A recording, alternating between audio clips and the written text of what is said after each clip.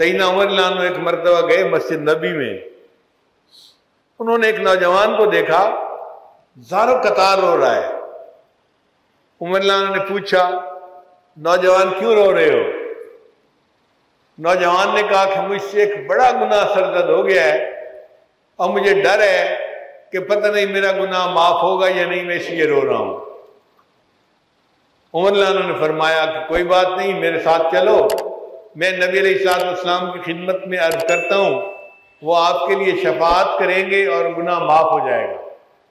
چنانچہ وہ نوجوان نبی علیہ السلام کی خدمت میں روتا ہوا آیا۔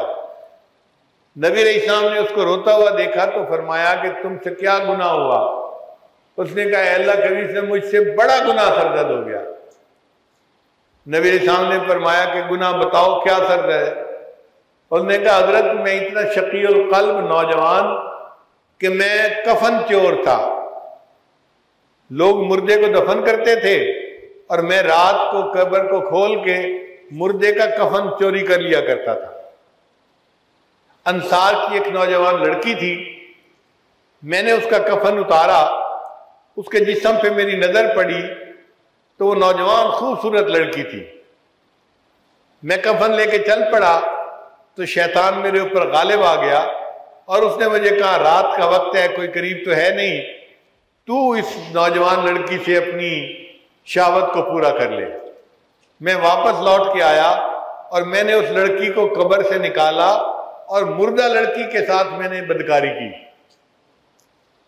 اب یہ اتنا بڑا گناہ تھا کہ نبی علیہ السلام سن کے بھی حیران ہو گئے اور نبی علیہ السلام نے اس کو غصے سے کہا کہ اتنا بڑا گناہ تجھے کیا، تجھے قبر دیکھ کے موت یاد نہ آئی، مردہ لڑکی دیکھ کے موت یاد نہ آئی اور تو شیطان کے بہکاوے میں آ کے اتنا بڑا گناہ کر بیٹھا۔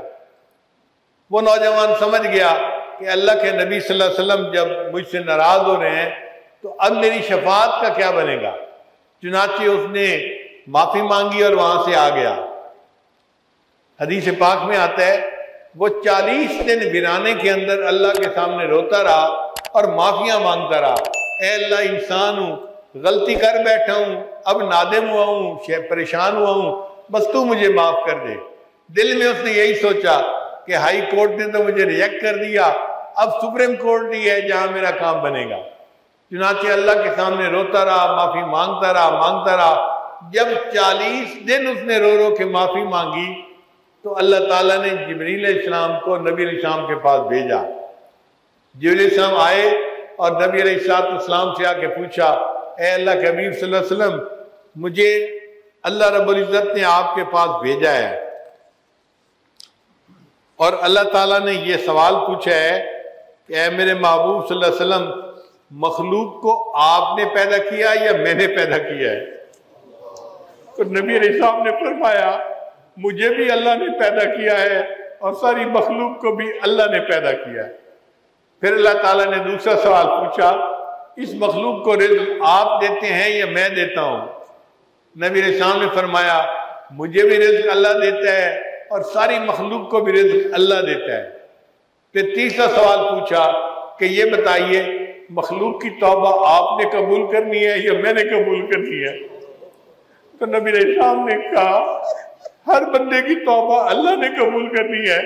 تو جبریل علیہ السلام نے بتایا اللہ نے مجھے بھیجا ہے یہ بتانے کے لیے کہ میرے محبوب صلی اللہ علیہ وسلم کو بتا دو وہ نوجوان 40 دن میرے سامنے عاجزی کرتا رہا، روتا رہا اور معافیاں مانگتا رہا، میں نے اس توبہ کو قبول فرما لیا، آپ اس نوجوان کو بلائیے اور اس کی توبہ کی قبولیت کی خوشخبری دے دیجیے۔ چنانچہ نبی علیہ السلام نے صحابہ کو بھیجا، وہ اس نوجوان کو بلا کر لائے اور نبی علیہ السلام نے اس کو بشارت دی، اے بندے تیرے عاجزی اور داری کو اللہ نے قبول کر لیا اور تیرے اس گناہ کو بھی اللہ نے معاف فرما لیا۔